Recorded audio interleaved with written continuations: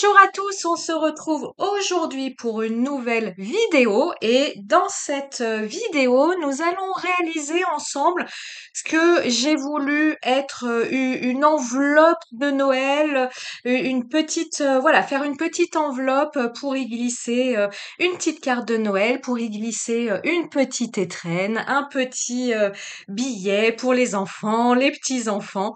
Voilà, et tout cela à partir, eh bien, des die cartes de chez All and Create. Alors, comment je m'y suis prise?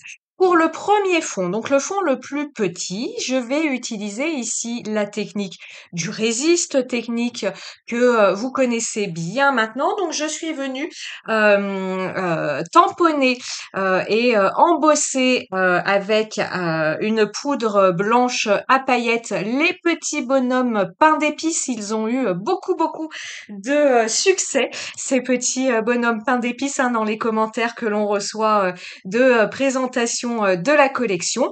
Et une fois que mon papier est bien froid, hein, vous l'avez vu, hein, la poudre à embosser, pour la faire réagir, pour la faire fondre, eh bien on utilise le heat gun. Le heat gun, ça chauffe très fort. Donc il faut attendre après que son papier refroidisse pour appliquer son aquarelle, sinon l'effet est pas super. J'utilise ici mon set d'aquarelle artisanale de Atelier Couleur Grenadine et je suis partie sur un vert granuleux, un vert sapin, un vert très proche du vert qui nous rappelle le vert de Noël, et je travaille ici sur du papier aquarelle Florence. C'est un grain lisse, mais malgré tout, les aquarelles granuleuses réagissent très bien sur ce papier. Donc comme après mes papiers, je vais les passer sous la Big Shot pour y détourer des dailles, eh bien j'ai préféré partir sur ce papier de 200 grammes plutôt que les papiers aquarelles qui sont chez moi minimum à 300 grammes. Ici, je viens réaliser mon deuxième fond. Donc vous voyez, je vais venir avec mon grand die carré, je vais venir découper dans ce fond. Ce fond très simple, j'utilise le même verre qu'utilisé précédemment. J'en applique sur l'ensemble de mon papier, et puis lorsque ma peinture est sèche, je viens faire ma découpe tout simplement. Tout va se jouer ici. J'utilise ici un die bordure de Holland Create. Il y a quelques temps, ils nous ont sorti des die, alors un ensemble de die qui ne comportent que des die bordures. Et puis vous aviez sinon un die tag avec quelques die bordures. Et je vais venir avec ce die bordure réaliser une ouverture, une encoche dans mon papier que j'avais au préalable embossé, hein, fait mes petits bonhommes au pain d'épices. Et vous voyez, mon die est plus grand que mon papier. Donc pour qu'il vienne découper pile ce que je veux, eh bien, je viens placer deux épaisseurs de papier supplémentaires, vous le voyez à l'écran, là où je souhaitais arrêter la découpe de mon die. Comme ça, mon die, eh bien, il continue à découper les papiers que j'ai surrajoutés entre mon die et mon papier de fond. Et vous voyez, comme ça, avec un petit coup de cutter, eh bien, j'ai une encoche qui est tout à fait nette, et une encoche qui, alors la faire commencer là où on le souhaite, c'est pas le plus difficile, c'est la faire terminer là où on le souhaite. Qui, voilà, j'ai fait, c'était pas du tout mon premier essai, hein. J'ai essayé sur du papier de brouillon pour voir combien d'épaisseur j'avais besoin de rajouter entre mon die et mon papier de fond pour arrêter en fait la découpe de mon die là où je souhaitais qu'elle s'arrête. Alors pour tout vous dire ici, mais ce sera différent en fonction du papier que vous utilisez et surtout en fonction de l'épaisseur du papier que vous utilisez. Ici, je vous l'ai dit, je travaille sur du papier Florence 200 grammes. j'ai rajouté entre mon die et mon papier de fond 2 couches de ce même papier pour que mon die, là où je vous dis, s'arrête, de découper là où je le souhaite. Après j'ai fait des essais. Au début, j'avais mis qu'une couche, ça a quand même découpé, mon papier. Il a fallu que j'ajoute 2 couches pour que, le die, ne découpe pas, mon papier, de fond. Mais ça, c'est évidemment en fonction du papier que vous utilisez. Si vous utilisez du papier plus fin, eh ben, il vous faudra probablement plus de couches. Si vous utilisez du papier plus épais, il vous faudra moins de couches. Et puis, dernière chose, si vous avez assisté, pardon, aux représentations télé de ABS, il nous a montré avec d'autres die comment arrêter la découpe de ces die là où on le souhaitait un petit peu. Alors pas du tout dans l'esprit de ce que je viens de faire, mais pas pour faire des enveloppes, mais pour utiliser en fait parfois qu'une partie de ces die. Il utilise une autre technique, je vous la montrerai dans une prochaine vidéo parce que vous l'expliquez là comme ça, sans les images, si vous n'avez pas vu ces représentations TV sur Craft TV, ça va être trop compliqué. Donc vous avez vu, hein, après, je suis venue avec du scotch double face collé mon plus petit fond sur mon plus grand fond et grâce à l'encoche, eh bien, vous le verrez à la fin, j'ai de quoi mettre dans cette petite enveloppe, dans cette petite carte, eh bien, un petit tag, c'est ce que je vais réaliser ici. Je rétropédale un petit peu parce que je vous ai beaucoup parlé de cette histoire d'encoche par rapport à mon enveloppe. Mon fond de tag, je suis venue utiliser les découpes de feuilles de, je vais pas avoir le mot, feuilles de gui qui sont avec le pochoir, hein. Dans le pochoir, vous avez comme ça un méli-mélo de feuilles de gui et les découpes de feuilles de gui vous sont également données entre guillemets avec le pochoir.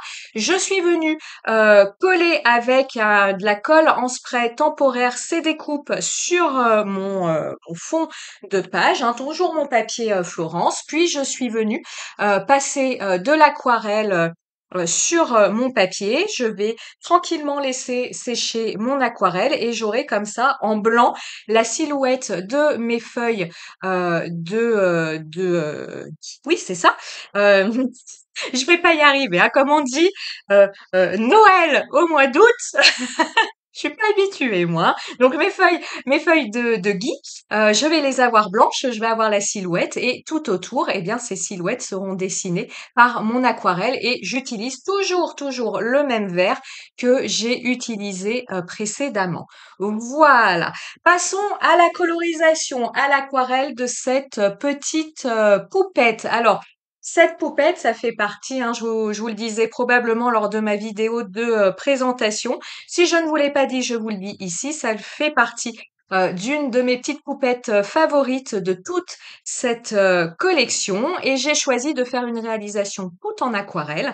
Donc ici, je travaille avec mes aquarelles sennelier. Je voulais pas travailler avec mes aquarelles artisanales parce que dans mes choix de couleurs artisanales, je choisis toujours des couleurs très particulières, soit granuleuses, soit duochrome, soit des couleurs un petit peu, comment on va dire, pas vues, un peu complexes à l'œil. Et là, ma poupette, je voulais partir sur des couleurs simples. Alors quand je dis des couleurs simples, ça n'est pas négatif dans mon vocabulaire, c'est tout simplement des couleurs, entendez par là, qui n'ont aucun effet particulier. Et c'est le cas de la majorité des couleurs de chez Sennelier, puisque quelques couleurs chez Sennelier sont granuleuses, ça vous pouvez le voir sur leur nuancier, lesquelles sont granuleuses et lesquelles ne le sont pas. Et notamment chez Sennelier, vous avez ce magnifique rouge, le rouge Helios, qui est un vrai rouge de Noël. Donc c'est ce rouge-là que j'ai utilisé pour la colorisation de ma poupette. Et pour faire les zones d'ombre de sa robe, je suis venue y mélanger un petit peu de gris de peigne. Voilà, au niveau de la couleur peau, je viens utiliser mon jaune de Naples foncé avec mon rose de quinacridone. Ah, je sais plus. Je vous mettrai les références de toute façon, comme d'habitude, dans l'article de blog qui va avec cette réalisation. Ma poupette, je suis venue comme d'habitude la tamponner à la Versafine claire couleur nocturne et je viens la tamponner sur Anemule Watercolor et comme souvent, je vous incite à vous concentrer sur le fait que bien que ce papier soit à grain fin et non à grain satiné, mais qu'il soit à grain fin, eh bien malgré tout, le tampon est très très net. Je ne l'ai pas retouché une fois que je l'avais tamponné. Je vous en parle dans d'autres vidéos, hein, vous savez, j'ai eu très longtemps, et je dis j'ai eu, je parle au passé, parce que depuis que j'ai ce papier, pour moi, ça a réglé ce problème. J'ai eu très longtemps la difficulté à trouver un papier aquarelle qui me convenait. Alors au niveau cellulose coton, ça a été vite réglé, puisque évidemment, enfin je vous dis évidemment, le coton c'est magique, hein. Le papier 100% coton, c'est très cher. Mais c'est magique. Avec du papier 100% coton, vous réalisez vos colorisations bien plus simplement qu'avec du papier cellulose. Le papier, vous le savez, il existe en différents grains et notamment vous avez le grain satiné qui est un papier lisse et le papier à grain fin, comme son nom l'indique, il est un petit peu granuleux. Je trouve que les dégradés se réalisent beaucoup mieux sur le papier à grain fin et ça, toutes marques confondues. Alors j'en ai essayé des marques, hein, j'ai tout un casier de papier aquarelle et je trouve que toutes marques confondues, voilà, la réalisation de dégradés, de fondus, de fusions sont plus évidentes sur du papier à grain fin par rapport à du papier à grain satiné. Mais le papier à grain satiné, comme je vous le disais, est lisse. Et pendant très longtemps, j'avais ce souci. Si je voulais un tamponnage net, il fallait que j'aille sur du grain satiné. Oui, mais si je voulais de jolies fusions et de jolis fondus dégradés de couleur, il fallait que j'aille sur du papier à grain fin.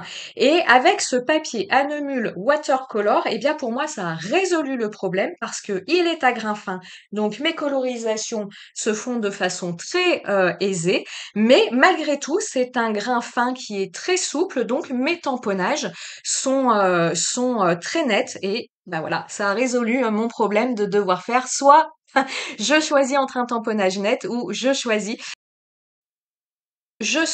une colorisation qui se fait de façon aisée. Ça y est, vous avez les deux. Ma petite enveloppe, mon petit tag. Alors mon petit tag, vous l'avez vu.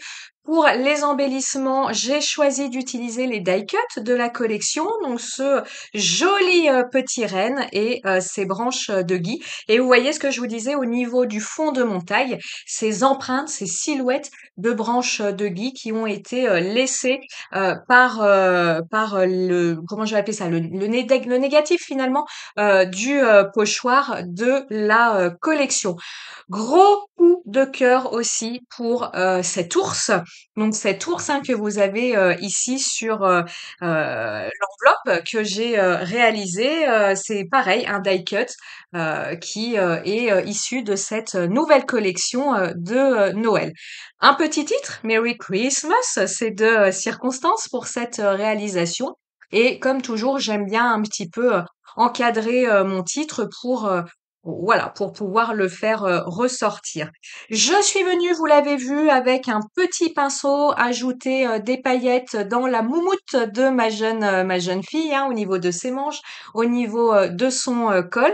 Et puis là, on ajoute les détails finaux de cette réalisation. Donc des petits points de lumière dans les cheveux, dans la robe. Et puis là, je viens voir si je veux ajouter quelque chose en plus. Et puis finalement, je trouve que comme ça se suffit à soi-même. Donc vous voyez ce petit tag qui vient se glisser dans l'encoche réalisée précédemment. Cette carte réalisée à partir d'un même et unique set de die de cartes carrées qui sont sorties il y a quelques mois maintenant. Cette petite poupette, cette petite ours qui est j'aime beaucoup cet ours. Voilà, je crois que vous l'aurez compris. Et puis ce tag, alors comme je vous dis, hein, une petite enveloppe, soit pour glisser un petit tag, un petit mot, une petite, étrenne et tout est réalisé à l'aquarelle ou alors les embellissements, ce sont, des, die cuts. Voilà, j'espère que cette réalisation vous aura plu. Je m'excuse un petit peu pour le bafouillage, je réalise ce doublage alors qu'il fait peut-être 30 degrés dans la pièce où je suis. Je suis un petit peu au bout là. Je vous souhaite, comme toujours, de bien, bien vous amuser et on se dit à très bientôt pour de nouvelles réalisations. Ciao, ciao.